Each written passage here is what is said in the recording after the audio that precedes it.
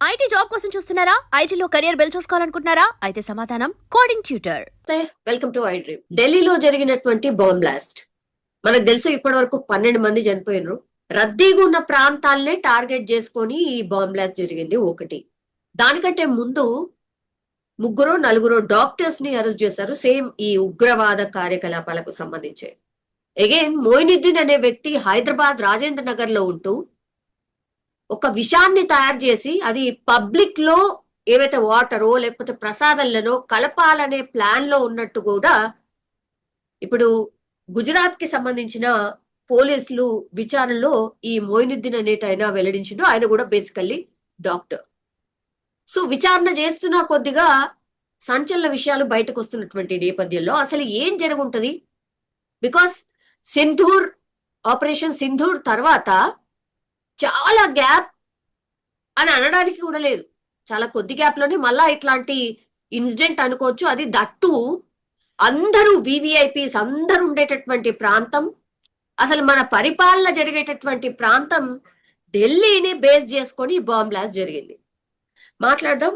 మనతో పాటు ఫారిక్ షిబ్లీ గారు ఉన్నారు, founder and president of minority హక్కుల పరిరక్షణ సమితి. సార్ నమస్తే. నమస్తే అమ్మా. Very very sad incident sir. 12 మంది చనిపోయినరు. ఎవరు కూడా ఎక్స్పెక్ట్ చేసి ఉండరు అది ఢిల్లీ లాంటి ప్రాంతంలో ఇట్లాంటి బ్లాస్ట్ జరుగుతుంది అని. సార్ ఈ బ్లాస్ట్ వార్త వినగానే మీకేమనిపించింది? అందరికన్నా ముందు మీ ఐ డ్రీమ్ ప్రేక్షకులకి, అదేవిధంగా తమరికి అందరికి కూడా నమస్కారం అండి. ఏదైతే ఎక్కడైనా కానీ ఒక ప్రాణం కోల్పోయిందంటే మానవత్వం కలిగినటువంటి ప్రతి ఒక్కరు కూడాను దాన్ని ఖండించాల్సినటువంటి అవసరం ఉంటుంది. అండ్ దాన్ని ఖండించకుండా అటు ఇటు బేరీ చేస్తుంటే కనుక అతను మనిషి కాలేడు కూడాను. సో ఖచ్చితంగా ఏంటంటే ఏదైతే ఈ అంశం మన దేశ రాజధాని అంటే భారతదేశం యొక్క గుండెకాయ, అటువంటి ప్రాంతంలో ఇటువంటి సంఘటన జరగడం అనేది అత్యంత విషాదకరమైనటువంటి అంశం. దట్టు ఇందులో 12 మంది ప్రాణాలు కోల్పోయారు. నిన్నటి వరకు 9 అని విన్నాం, ఇప్పుడు మీరు చెప్తున్నారు 12 మంది అని చెప్పేసి. వీళ్ళు చనిపోయినటువంటి అందరికీ కూడాను మా యొక్క ప్రగాఢ సానుభూతిని, అదేవిధంగా ఎవరైతే క్షతగాత్రులు ఉన్నారో వాళ్ళందరూ కూడాను త్వరగా కోలుకోవాలని చెప్పేసి మనస్ఫూర్తిగా మైనారిటీ హక్కుల పరిరక్షణ సమితి నుంచి కోరుకుంటున్నానమ్మా. ఆపరేషన్ సింధూర్ అయింది సార్. మనం నిజంగా అంటే పుల్వామాకి ఒక రకంగా రివెంజ్ తీసుకున్నాము అని అనుకున్నాం సార్. అగైన్ మళ్ళా ఈ బ్లాస్ట్ గాని మొన్న దొరికినటువంటి డాక్టర్స్ మూలాలన్నీ కూడా మళ్ళా ఎక్కడో పుల్వామాకి కనెక్ట్ చేస్తున్నాయి సార్. ఎవరన్నా ఎక్స్పెక్ట్ చేసి ఉంటారా? అక్కడ ఒక లెసన్ మనం నేర్పించాము అని అందరం అనుకున్నాం, సంతోషపడ్డాం కూడా సార్, ఒక రివెంజ్ లాగా తీసుకున్నాము అనేసి. కానీ ఎక్కడ సార్ మళ్ళా ద సేమ్ ఒక్క అంశం అయితే నేను మీకు ఖచ్చితంగా చెప్పగలనమ్మా. అదేంటంటే ఇప్పుడు దాకా ప్రభుత్వం కానీ లేకపోతే మీడియా తరపు నుంచి కానివ్వండి స్పష్టత ఇది ఫలానా ఇష్యూ వల్ల జరిగింది, లేకపోతే ఫలానా ఇది ఒక రకమైన ఏంటంటే ఒక టెర్రరిస్ట్ చూసేటటువంటి ఏదైతే ఇది ఉందో దీనివల్ల ఇదైతే ఎస్టాబ్లిష్ అవుతుంది. బట్ ఇంకా still government has to clear the issue. అసలు ఏంటి, ఎలా జరిగింది ఏంటి అనేది స్పష్టత అయితే లేదు as per the best of my knowledge. బహుశా నేను తప్పే ఉండొచ్చు, బట్ నాకు తెలిసినంత వరకు ఇప్పటిదాకా ఏంటంటే ఇది ఫలానా ఉగ్రదాడి లేకపోతే ఉగ్రవాదులు చేశారు అని చెప్పేసి ఎక్కడ కూడాను ఎస్టాబ్లిష్ కాలేదు. నంబర్ 1. నంబర్ 2, ఇప్పుడు మీరు చెప్పిన దానికి కాసేపటికి, ఎందుకంటే సిచ్యువేషన్స్ లేకపోతే రద్దీ ప్రాంతము, ఈ బ్లాస్ట్ జరగడం, 12 మంది అమాయకులు ప్రాణాలు కోల్పోవటం, ఇదంతా చూస్తుంటే ఏంటంటే ఖచ్చితంగా, ఎందుకంటే జనాల సాంద్రత ఎక్కువ ఉండేటటువంటి ప్రాంతం అది రెడ్ఫోర్డ్ ఏరియా అనేది.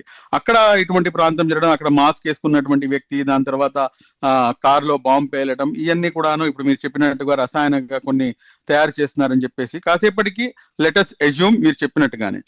దానికి వీళ్ళకి బుద్ధి రాదా అంటే కనుక కుక్క తోక ఎప్పుడైనా కానీ స్ట్రైట్ అయినట్టు మీరు ఎక్కడైనా విన్నారా? చరిత్రలో లేదు. కాబట్టి కుక్క తోక వంకరేనండి.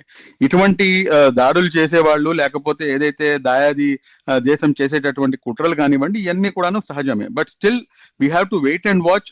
నిజంగా ఏం జరిగింది ఏంటి అనేది బయటికి రావాల్సినటువంటి అవసరం ఉంది. ఒక ఎత్తు అయితే ఇంకో అంశం ఏంటంటే ఒకవేళ నిజంగా ఇది ఉగ్రవాద దాడి అయితే కనుక మన యొక్క ఇంటెలిజెన్స్ వ్యవస్థ మన భారతదేశం యొక్క గుండెకాయ లాంటి ఢిల్లీ ప్రాంతంలో ఇటువంటి సంఘటన జరిగితే ఎలా జరిగింది, ఎందుకు జరిగింది, ఎక్కడ ల్యాబ్సెస్ ఉన్నాయి? ఎందుకంటే గత 11 సంవత్సరాల నుంచి మేము టెర్రరిస్టులపై మేము ఏదైతే టెర్రరిజం ఉందో, ఇటువంటి భయంకరమైనటువంటి దాడులు ఏదైతే ఉన్నాయో వీటిపై మేము ఒక విజయాన్ని సాధించాము అని చెప్పేసి అనుకుంటున్నటువంటి తరుణంలో మొన్న జరిగినటువంటి ఈ ఆపరేషన్ సింధూర్కి సంబంధించినటువంటి విషయం కానివ్వండి, లేకపోతే ఇప్పుడు జరిగినటువంటి ఈ అంశం కానివ్వండి, but definitely it has to be take some serious note and very serious concern దీనిపై తీసుకోవాల్సినటువంటి అవసరం ఎంతైనా ఉంటుంది. 8 years తర్వాత మళ్ళోసారి బాంబ్ బ్లాస్ట్ జరిగింది సార్, ఢిల్లీ సెంట్రిక్ గా. 8 years తర్వాత అంటే ఏం ప్రూవ్ చేద్దామని, ఏం చెప్పదలుచుకున్నారు సార్? ఇప్పుడు వాళ్ళు ఏం చెప్పదలుచుకున్నారు ఏంటి, లేకపోతే ఇది ఏంటి అనేది ఇంకా స్పష్టత లేదు కాబట్టి మనం దీనిపై ఎటువంటి ఊహాగానాలకి వెళ్ళటానికి అవకాశం లేదు. ఇది నేను మీకు ప్రత్యేకంగా నేను పదే నేను మీకు దానికి నేను అదే రిపీట్ చేస్తున్నాను. ఎందుకంటే ఇక్కడ ప్రభుత్వం వైపు నుంచి ఎటువంటి ప్రాపర్ ఇన్ఫర్మేషన్ అనేది ఇప్పుడు దాకా లేదు.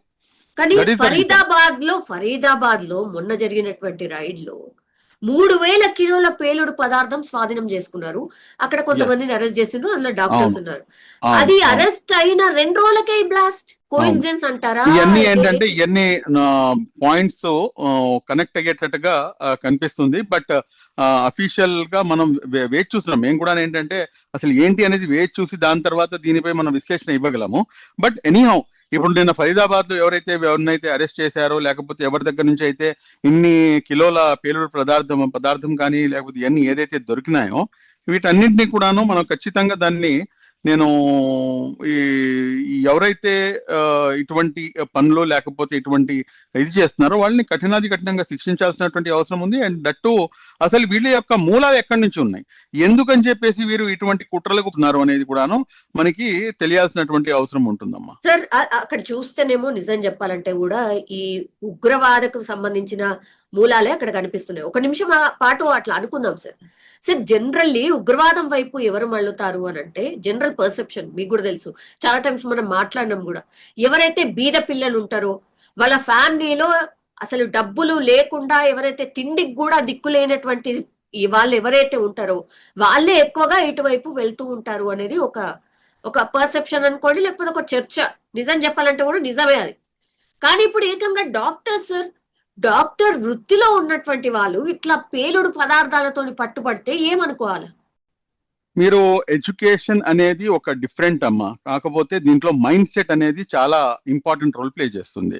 మైండ్ సెట్ ఏంటంటే ఒక రకమైనటువంటి మైండ్ సెట్ తో ఉన్నటువంటి వాళ్ళు ఎంత చదువుకున్నా కానీ వారి యొక్క ధోరణి అనేది మారదు. కాబట్టి దీన్ని నేను ఎడ్యుకేషన్ 100% ఎడ్యుకేషన్ ఏంటంటే మనిషిని ఒక మానవత్వం వైపుకి నడిపిస్తుంది. నేను దాంతో 100% అగ్రీ చేస్తాను. But at the same time ఎంత చదువుకున్నా కానీ మూర్ఖులుగా బిహేవ్ చేసేటటువంటి వాళ్ళు కూడాను సమాజంలో ఉంటారు.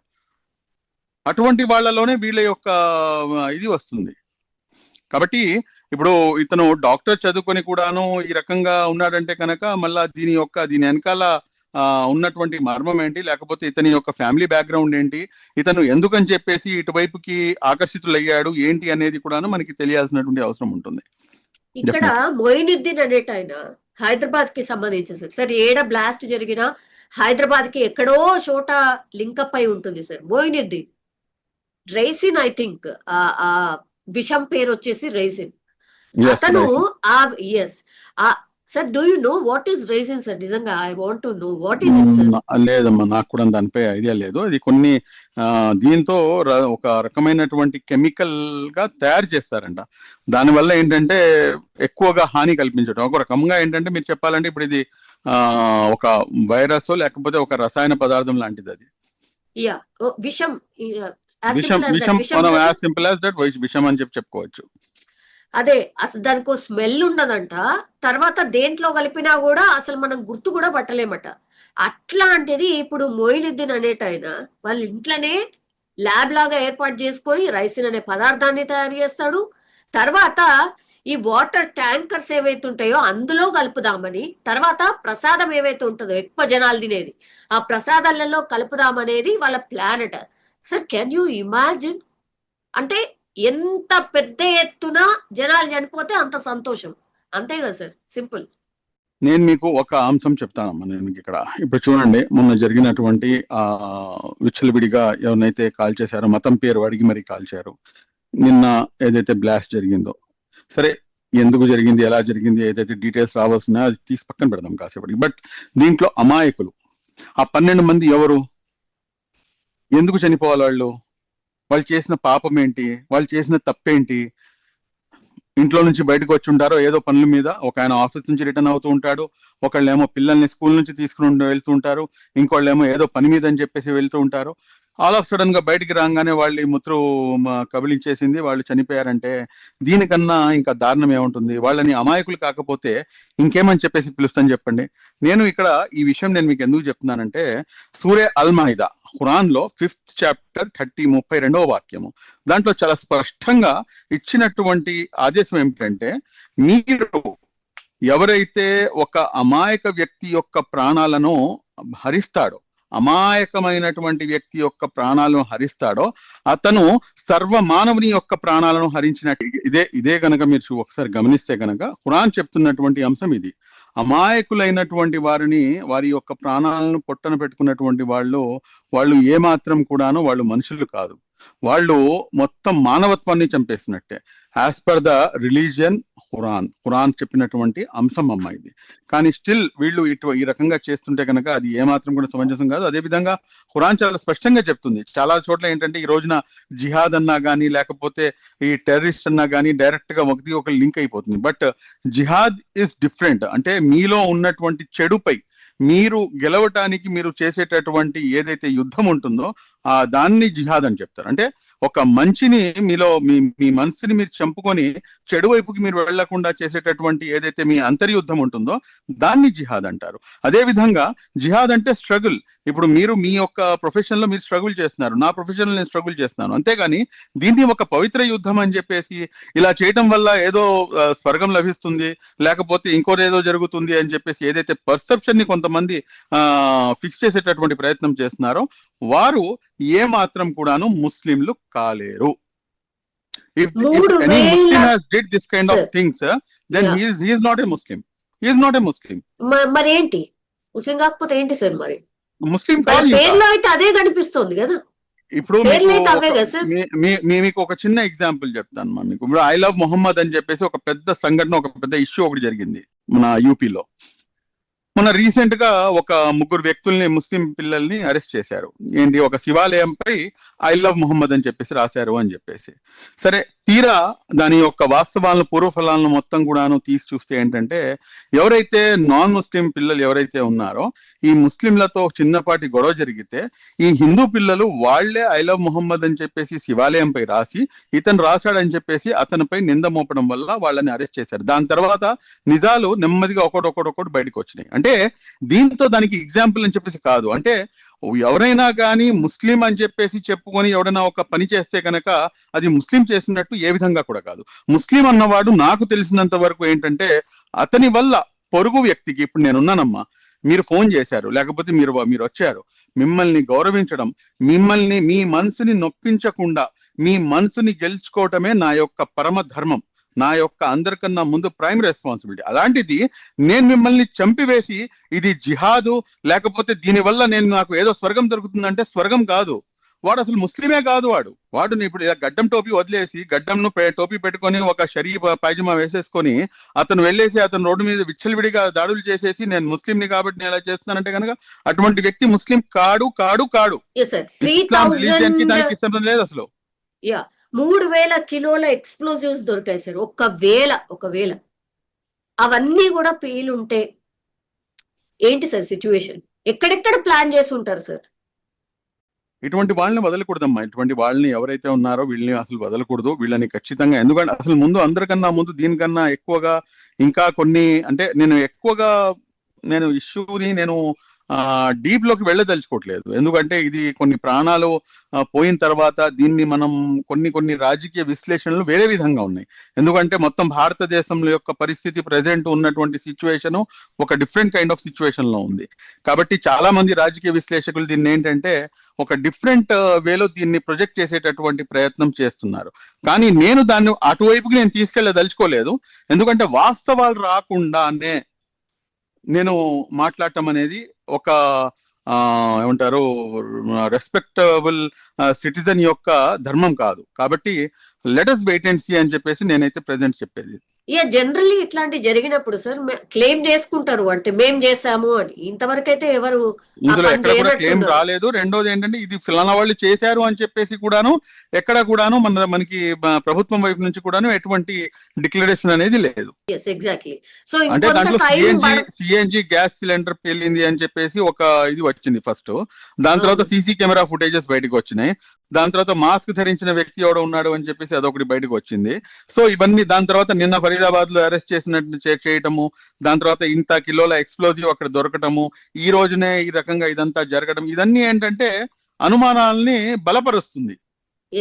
బట్ స్టిల్ ఏంటంటే అనుమానాలే కానీ ఎటువంటి మీడియా ఛానల్స్ కానీ లేకపోతే ఎటువంటి ప్రభుత్వ సంస్థలు కానివ్వండి దీనిపై ఎటువంటి క్లారిటీ ఇంకా ఇవ్వలేదు.